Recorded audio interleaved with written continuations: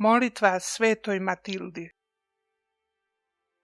Sveta Matildo, predanoj vjernosti primjer, molimo te, blagoslovi nas svojom snagom. Neka tvoja milost obasja naše dane i neka nas tvoja zaštita uvijek prati. Po tvom uzoru neka naša srca budu čista i neka ljubav prema Bogu bude naša vodilja. Molimo te, zagovaraj nas pred Gospodinom i učini nas dostojnima njegove ljubavi i milosti.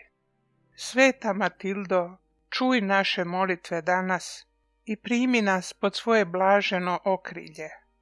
Neka tvoja prisutnost bude naša snaga i neka nas tvoja svetost nadahnjuje u svakom trenutku. Amen.